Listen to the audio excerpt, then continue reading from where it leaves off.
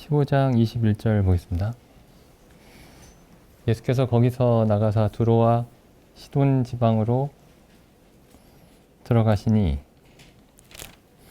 가나안 여자 하나가 그 지경에서 나와서 소리질러 가로되 주 다윗의 자손이여 나를 불쌍히 여기소서 내 딸이 흉악히 귀신 들렸나이다 하되 예수는 한 말씀도 대답지 아니하시니 제자들이 와서 청하여 말하되 그 여자가 우리 뒤에서 소리를 지르오니 보내소서. 예수께서 대답하여 가라사대 나는 이스라엘 집에 잃어버린 양 외에는 다른 데로 보내심을 받지 아니하였노라 하신대 여자가 와서 예수께 절하며 가로되 주여 저를 도우소서. 대답하여 가라사대 자녀의 떡을 취하여 개들에게 던짐이 마땅치 아니하니라. 여자가 가로되 주여 올소이다마는 개들도 제 주인의 상에서 떨어지는 부스러기를 먹나이다. 이에 예수께서 대답하여 가라사대 여자야 내 믿음이 크도다. 내 소원대로 되리라 하시니 그 시로부터 그의 딸이 나으니라. 여기 유명한 얘기죠. 유명한 얘기입니다. 예수님이 이제 두로와 시돈 지방이면 이제 이스라엘 바뀌죠. 이스라엘 바뀝니다. 두로와 시돈 지방으로 가셨는데 이제 거기서 가나안 여자 하나를 만났습니다. 가나안 여자. 가나안이 성경에서 가나안 사람이 성경에서의 지위가 굉장히 안 좋은 지위죠. 그 하나님이 이스라엘 백성에게 가나안 땅을 주시면서 가나안 족속들을 남김없이 다 진멸하라고 말씀하신 그 땅입니다. 가나안이. 이 가나안 여자가 소리 질렀습니다. 그 지경에서 나와서 소리 질러 가로되 주 다윗의 자손이여 나를 불쌍히 여기소서 내 딸이 흉악히 귀신 들렸나이다. 그러니까 딸을 위해서 기도한 거죠. 딸이 이제 귀신 들렸습니다. 그러니까 아무도 고쳐줄 수 없는 거죠. 아무도 고칠 수 없는. 근데 예수님이 여기 이 선절에 보시면 예수님이 한 말씀도 대답지 아니하셨다 이렇게 돼 있습니다. 한 말씀도 대답하지 않으셨다. 그래서 이제 예수님이 전혀 이제 대답을 하지 않으시니까 제자들이 와서 우리를 좀 보내서 저 여인의 딸을 고쳐주게 해주십시오. 이렇게 제자들이 이제 얘기를 하죠. 그러니까 예수님이 나는 이스라엘 집에 잃어버린 양 외에는 다른 데로 보내심을 받지 아니하였노라. 여기 이제 두 번째 거절하신 거죠. 두 번째. 그러니까 이 여자가 이제 왔습니다. 여자가 와서 예수께 절하며 가로되 주여 저를 도우소서. 그 26절에 예수님이 또 이렇게 말씀하세요. 대답하여 가라사대 자녀의 떡을 취하여 개들에게 던짐이 마땅치 아니하니라. 세 번째 거절하셨습니다. 이 정도 거절 당했으면 그만둬야 되는데 여자가 이렇게 얘기하죠. 여자가 가로되 주여 올소이다마는 개들도 제 주인의 상에서 떨어지는 부스러기를 먹나이다. 여기 이 가나안 여자가 사실 이제 이 성경에 나와 있는 예수님을 만난 사람들이 어떤 형태로든 이제 우리를 보여줍니다. 우리를. 그러니까 옛날에 이런 일이 있었다더라, 이런 사람이 있었다더라, 이런 사람이 있었는데 예수님을 이렇게 만났다더라. 단순히 이제 그런 얘기를 기록하고 있는 게 아니고 우리도 항상 어떤 형태로든 이 가나안 여인과 같은 이제 처지에 있죠. 그래서 성경에 어떤 인물들이 나오면은 그 인물들이 나올 때마다 사실 우리가 보여야 됩니다. 우리가. 근데 여기 이 사건에서 이제 우리가 이제 그 생각해 볼 만한 내용이 굉장히 많이 있는데 일단 이제 이 가나안 여인이 이제 예수님께 기도를 한 거죠. 기도를 했는데 예수님이 바로 들어주시지 않으십니다. 거절하시죠. 그것도 아주 분명하게 거절하십니다. 아주 분명하게. 그런데 여기서 또 한 가지 볼 수 있는 사실이 이 여인이 예수님의 거절에도 불구하고 계속 청합니다. 근데 예수님이 이제 그 기도에 대해서 가르치실 때 이런 내용을 이제 가르치신 적이 있죠. 여기 이제 누가복음에 보시면 이제 그런 내용이 있죠. 누가복음에 가보시면은 그 불의한 재판관의 비유가 있죠. 불의한 재판관의 비유. 누가복음 11장입니다. 불의한 재판관의 비유 전에 그 불의한 재판관의 비유 전에 보시면은 이제 11장에 보시면 이제 예수님이 그러니까 우리가 흔히 알고 있는 주기도문이라는 걸 가르치시죠. 이렇게 기도하라 하시면서. 그리고 나서 이제 위에서는 기도의 11장 1절부터 4절까지는 기도의 내용, 우리가 무엇을 기도해야 되는가, 무엇을 위해서 기도해야 되는가에 대해서 가르치셨고, 그 다음에 5절부터 13절까지는 어떻게 기도해야 되는가를 가르치셨습니다. 그러니까 우리가 무엇을 구해야 되는지도 예수님께 배워야 하지만은 어떻게 구해야 하는지도 예수님께 배워야 되는 거죠. 예수님이 이제 이 비유를 말씀하세요. 11장 5절에 보시면은 또 이르시되 너희 중에 누가 벗이 있는데 밤중에 그에게 가서 말하기를 벗이여 떡 세 덩이를 내게 빌리라. 내 벗이 여행 중에 내게 왔으나 내가 먹일 것이 없노라 하면 저가 안에서 대답하여 이르되 나를 괴롭게 하지 말라. 문이 이미 닫혔고 아이들이 나와 함께 침소에 누웠으니 일어나 내게 줄 수 없노라 하겠느냐. 내가 너희에게 말하노니 비록 벗됨을 인하여는 일어나 주지 아니할지라도 그 강청함을 인하여 일어나 그 소용대로 주리라. 그래서 강청해야 된다. 이런 말씀하시죠. 그리고 그 다음에 계속 읽어보시면은 내가 또 너희에게 이르노니 구하라 그러면 주실 것이다. 그냥 이렇게 끝나는 게 아니고 예수님이 이걸 3번을 반복하십니다. 똑같은 내용을. 내가 또 너희에게 이르노니 구하라 그러면 너희에게 주실 것이요. 찾으라 그러면 찾을 것이요. 문을 두드리라 그러면 너희에게 열릴 것이니 구하는 이마다 받을 것이요. 찾는 이가 찾을 것이요. 두드리는 이에게 열릴 것이니라. 그래서 이런 표현들을 보시면은 끊임없이 계속 구해야 됨을 가르치시고 계시죠. 그리고 이제 뒤에 가보시면 또 불의한 재판관의 비유에서도 이제 같은 말씀을 하시죠. 누가복음 18장에 가보시면은 누가복음 18장 여기서도 이제 기도에 관해서 이제 가르치신 내용인데 18장 1절에 보시면 항상 기도하고 낭망치 말아야 될 것을 저희에게 비유로 하여 가라사대. 그러니까 18장 1절이 이렇게 시작합니다. 이렇게 시작하지 않죠. 항상 기도해야 할 것을 저희에게 비유로 하여 이렇게만 말씀하고 있는 게 아니고 항상 기도하고 낭망치 말아야 한다. 기도했는데 뭐 아무런 일이 없어요. 그만하자. 될 일이면 될 거고 안 될 일이면 안 되겠지. 근데 예수님이 이렇게 말씀하셨죠. 항상 기도하고 낭망치 말아야 될 것을 저희에게 비유로 하여 가라사대. 어떤 도시에 하나님을 두려워 아니하고 사람을 무시하는 한 재판관이 있는데, 그러니까 불의한 재판관이죠. 하나님도 두려워하지 않고 사람도 무시하고, 그러니까 모든 사람 중에 제일 절망적인 사람입니다. 이 사람이 하나님도 두려워하지 않고 사람도 무시하고. 근데 그 도시에 한 과부가 있어 자주 그에게 가서 내 원수에 대한 나의 원한을 풀어주소서 하되, 그러니까 자주 갔다. 4절 보시죠. 그가 얼마 동안 듣지 않았습니다. 그러니까 계속 이 여인은 이제 계속 간구를 했죠. 그런데 이 재판관이 듣지 않고 있다가 후에 속으로 생각하되 내가 하나님을 두려워 아니하고 사람을 무시하나 이 과부가 나를 번거롭게 하니 내가 그 원한을 풀어주리라. 그렇지 않으면 늘 와서 나를 괴롭게 하리라 하였느니라. 주께서 또 가라사대 불의한 재판관의 말한 것을 들으라. 하물며 하나님께서 그 밤낮 부르짖는 택하신 자들의 원한을 풀어주지 아니하시겠느냐. 저희에게 오래 참으시겠느냐. 밤낮 부르짖고 낭망하지 않는 예로 이 과부를 이제 보여주셨죠.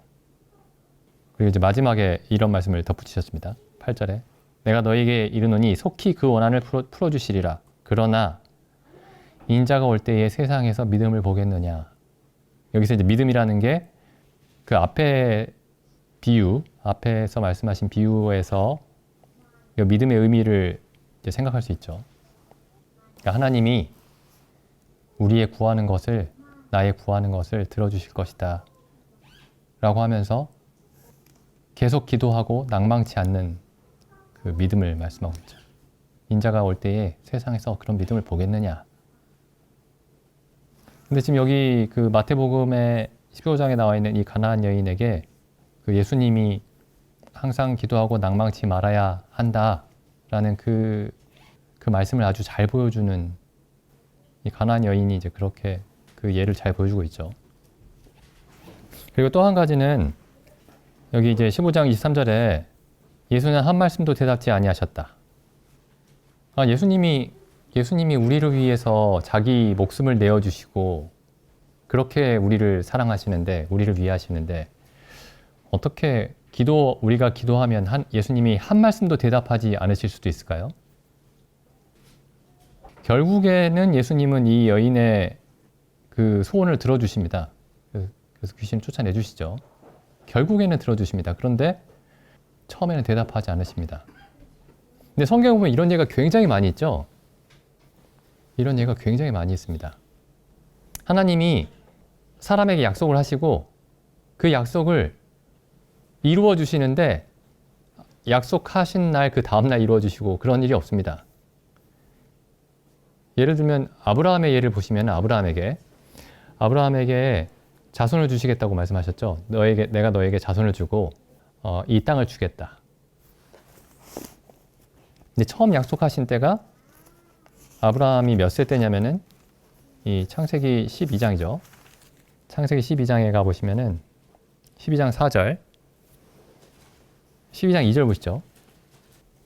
내가 너로 큰 민족을 이루고 내게 복을 주어 내 이름을 창대케 하리니 너는 복의 근원이 될지라.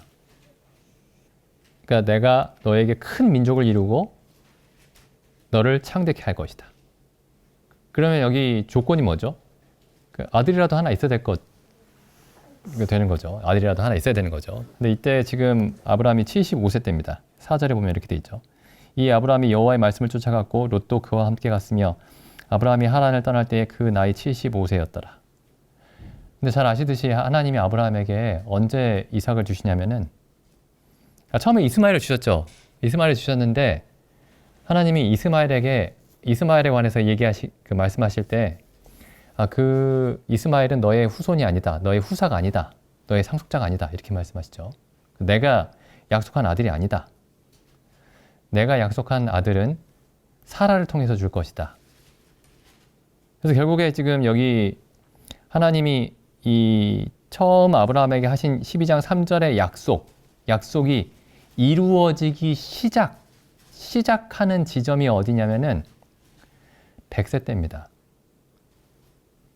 그러니까 25년 뒤죠.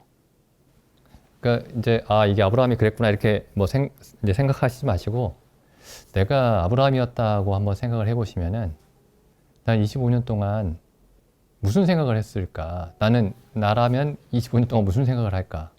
나에게 분명히 큰 민족을 이루게 하시겠다고 하셨는데 아들 하나가 없는 거죠. 25년이나. 게다가 그래도 언젠가는 생기겠지. 이거 지금 내 주변의 환경과 진행되는 상황을 보니까 아들이 점점 생길 것 같다.가 아니고 점점 자식을 가질 수 있는 가능성이 점점 줄어들고 결국에는 이건 가질 수 없구나. 이렇게 생각하는 지점까지 갑니다. 그러니까 지금 상황이 하나님의 약속과 상황이 정반대 방향으로 갑니다. 마치 이 가나안 여인에게 예수님이 아주 명백하게 거절하신 것처럼 이 상황이 하나님의 약속과 정반대되는 방향으로, 반대되는 것처럼 보이는 방향으로 그렇게 가죠. 그리고 요셉도 보시면은 요셉에게도 하나님이 이제 꿈으로 말씀하셨죠.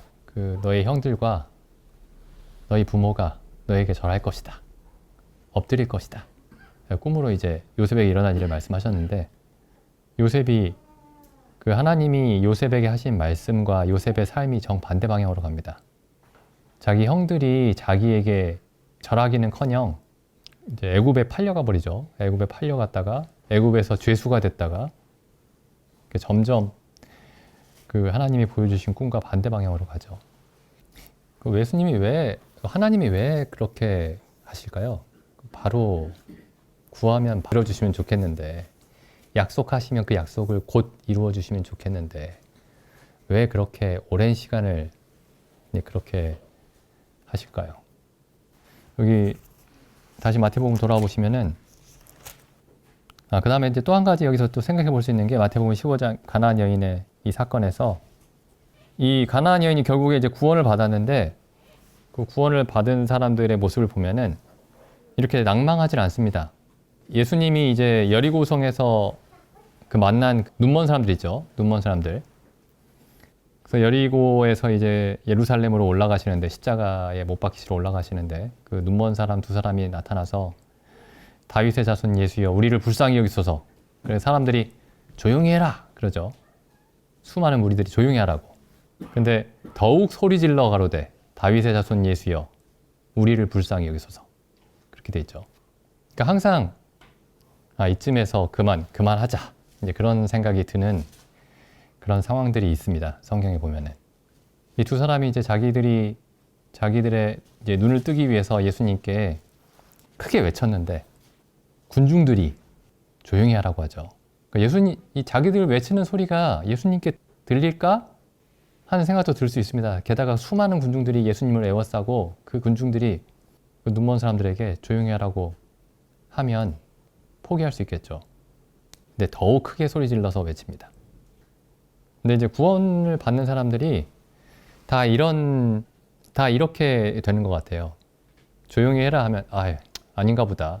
내가 할 만큼 했다 하면서 이제 그만두는 사람이 있는가 하면은, 뭐 언젠가 되겠지 이렇게 하는 사람이 있는가 하면은, 이렇게 여기 가나안 여인처럼 아니면은 그 여리고 성의 두 맹인처럼 소리 지릅니다. 계속 소리 지릅니다.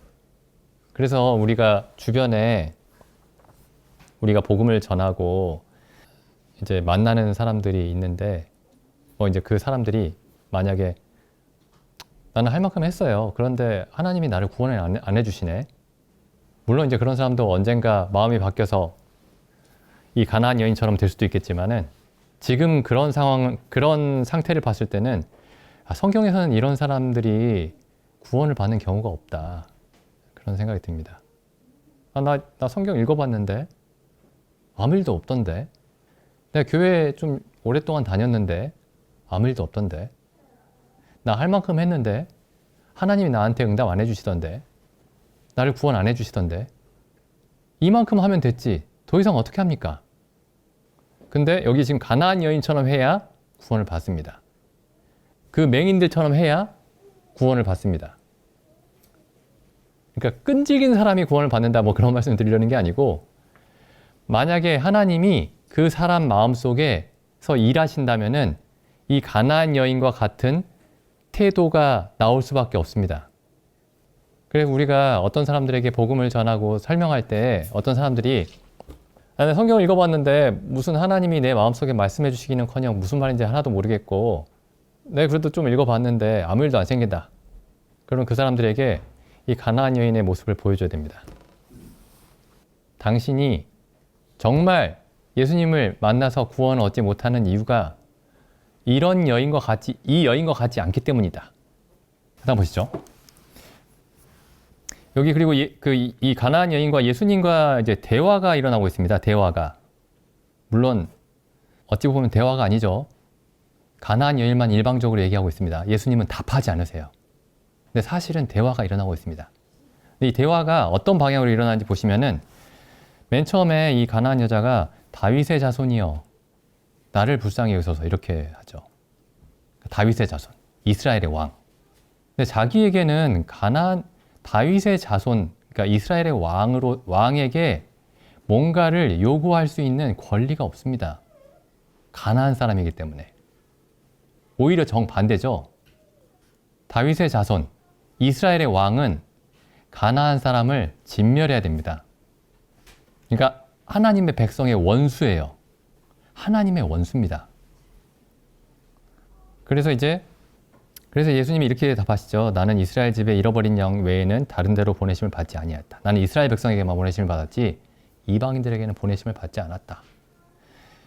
그러니까 이 여자가 와서 예수님에게 절하면서 주여 저를 도우소서 이렇게 얘기하니까 이제 주여 이렇게 하죠. 주여, 당신은 주인이십니다. 그러니 예수님이 이렇게까지 말씀하시죠. 자녀의 떡을 취하여 개들에게 던지기 마땅치 아니하다. 그래서 이 여인에게 너는 자녀가 아니고 개다 이렇게 말씀하신 겁니다. 너는 하나님의 자녀가 아니고 개와 같다. 근데 이 여자가 이렇게 답을 합니다. 주여 올소이다마는 개들도 제 주인의 상에서 떨어지는 부스러기를 먹나이다. 그러니까 보통 이제 다른 사람이 내가 다른 사람에게 어떤 부탁을 할 때 그 사람이 내가 듣고 싶지 않은 얘기를 할 때가 있어요. 그럼 우리가 그 사람의 한 말에 내키지는 않아도 그 사람의 한 말에 동의할 때가 있습니다. 뭐 그 말도 맞지만 맞아요, 맞아. 그 말도 맞지만 근데 지금 여기 이 가나안 여인이 예수님의 26절 말씀에 대해서 이 여자가 하는 말은 그런 어떤 설득 전략이 아닙니다. 자기가 이 예수님에게 얻어야 될 것이 있으니까 예수님이 하신 말씀에 마지못해서 동의하면서 자기가 정말 하고 싶은 얘기를 자기 요구를 관철시키려고 어떤 전략을 쓰는 게 아니고 정말 예수님의 말씀에 동의하는 거죠. 주님, 옳습니다. 그러니까 하나님의 은혜가 하나님이 주시는 구원이 이방인인 개와 같은 이방인들을 향한 것이 아니고 하나님의 백성을 위한 것이다. 너희는 개와 같은 존재다. 너는 개와 같은 존재다. 이렇게 말씀하셨을 때 이 여자가 옳습니다. 주여 옳습니다. 이렇게 얘기하죠. 그래서 예수님의 거절이 그 예수님과 이 가나안 여자의 대화가 이 가나안 여자를 어디로 인도해 가고 있습니다. 어디로 인도해 가고 있냐면은 주님 옳습니다. 라고 말하는 곳으로 인도해 가고 있습니다. 예수님이 개라고 부르실 때 그 말이 옳습니다.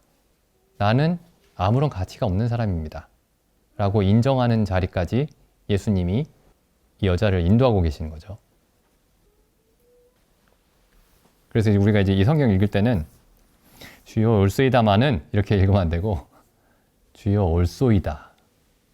여기서 잠깐 끊어줘야 됩니다. 주여 옳소이다. 여기서 정말 예수님을 만납니다.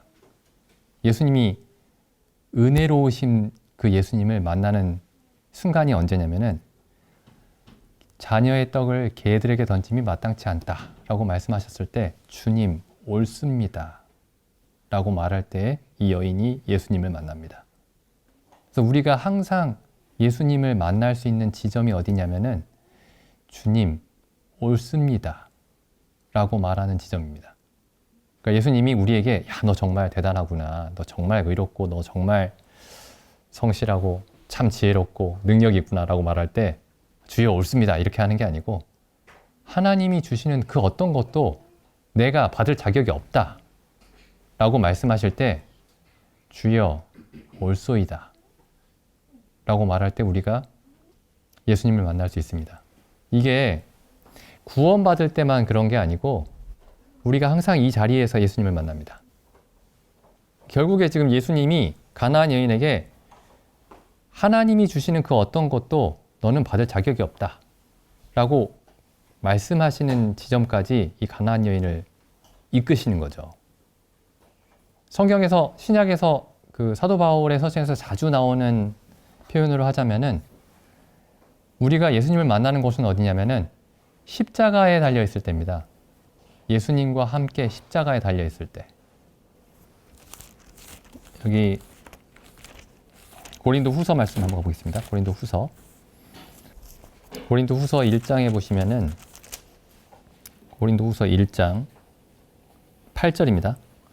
형제들아 우리가 사도 바울의 이야기죠. 형제들아 우리가 아시아에서 당한 환난을 너희가 알지 못하기를 원치 아니하노니 힘에 지나도록 심한 고생을 받아 살 소망까지 끊어지고 우리 마음에 사형 선고를 받은 줄 알았으니 이는 우리로 자기를 의뢰하지 말고 오직 죽은 자를 다시 살리시는 하나님만 의뢰하게 하심이라.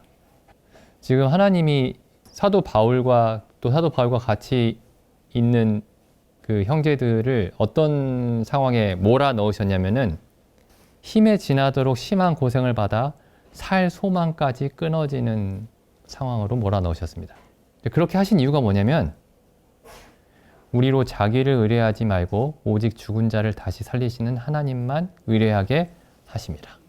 하나님을 만나게 하시기 위해서 자기를 의뢰할 만한 것이 있으면 하나님을 만나지 못합니다. 우리가 하나님을 언제 만날 수 있냐면은 우리 안에 의뢰할 만한 것이 없구나. 항상 우리 안에 의지할 만한 것이 전혀 없구나. 우리의 지혜든지 우리의 능력이든지 의지할 만한 것이 전혀 없구나. 라고 할 때 하나님만 의뢰하게 되죠. 이 로마서 말씀 가보시면은 로마서 4장입니다. 로마서 4장 17절입니다.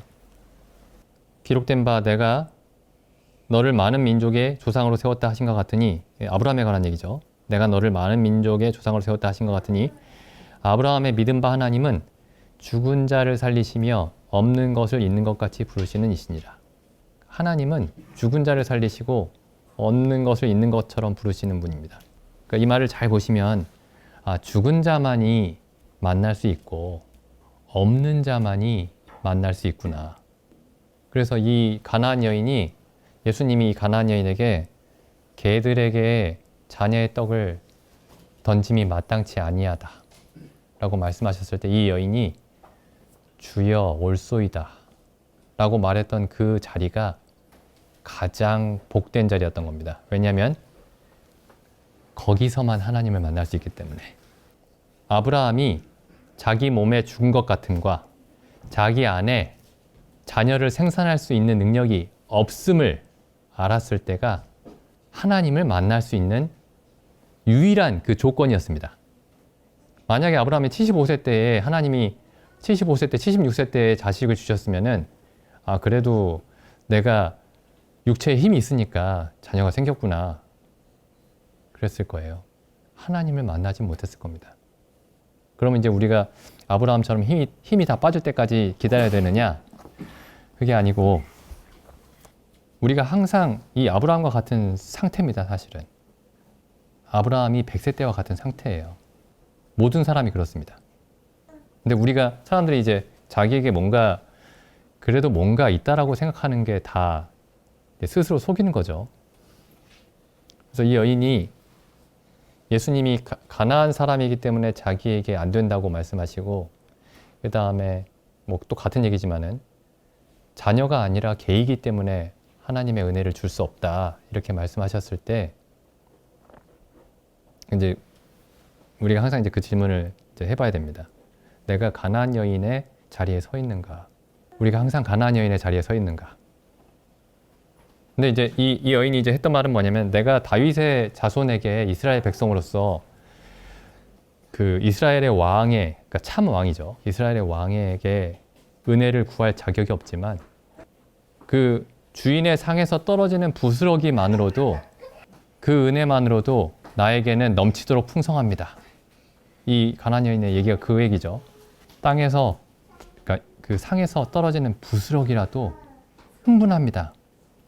하나님의 은혜가 넘치도록 충분합니다. 십자가의 강도 얘기도 마찬가지죠. 제가 하나님께 그 어떠한 은혜도 받을 자격이 전혀 없지만, 그러니까 이제 하나님의 인자하심에만, 그리스도의 인자하심에만 의지해서, 그러니까 자기 자신 안에는 이제 예수님께 제시할 것이 전혀 없으니까 예수님의 인자하심에만, 예수님의 자비하심에만 의지해서 이렇게 얘기하죠. 주여 당신의 나라에 임하실 때에 나를 생각해 주십시오. 우리에게 그 유명한 성경에 나오는 유명한 사람들의 얘기를 항상 이렇게 곱씹어 봐야 됩니다. 이 십자가의 강도가 제가 마지막에 예수님 알아봤어요. 다 예수님 몰라봤지만 저는 알아봤습니다. 그러니까 저 꼭 낙원에 데려가셔야 돼요. 그렇게 얘기한 게 아니었죠.